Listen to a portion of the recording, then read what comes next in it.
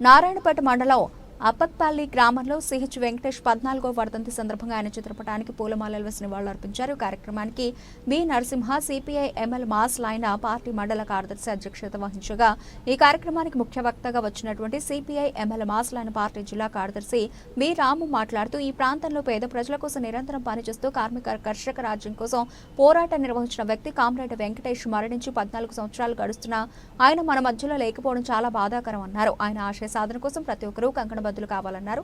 ఇప్పుడున్న సమాజంలో తన కోసం తాను బతకడం జరుగుతోంది. ప్రజల కోసం పనిచేసే వ్యక్తులు చాలా అరుదుగా ఉంటారు. అలాంటి వారిలో వెంకటేష్ ఈ ప్రాంత పేద ప్రజల కోసం పనిచేసిన వ్యక్తి. పార్టీ అభివృద్ధి లక్ష్యంగా పెట్టుకుని ఈ ప్రాంతంలో కార్మిక కర్షక రాజ్యం ద్వారానే మనం అనుకున్న లక్ష్యం సాధిస్తామని పనిచేసిన మనిషి కామ్రేడ్ వెంకటేష్. ఆయన మరణం పార్టీకి ఈ ప్రాంత ప్రజలకు తీరని లోటు అన్నారు. చాలా మంది ఉద్యమాల్లో పనిచేస్తుండొచ్చు, లేదా వ్యక్తిగత జీవితాన్ని గడుపుతున్న వాళ్ళు అయ్యి ఉండొచ్చు. ఏమైనప్పటికీ కూడా చరిత్ర పైన లేదా తాము నివసించినటువంటి ప్రాంతం పైన తాము పనిచేస్తున్నటువంటి సంస్థల పైన ఒక ప్రభావవంతమైనటువంటి ముద్ర వేసిన వాళ్ళలో ఈ ప్రాంతంలో ఉండే నాయకులందరిలో వెంకటేషు అగ్రగణ్యుడు అని చెప్పి ఈ సందర్భంగా నేను తెలియజేస్తున్నా.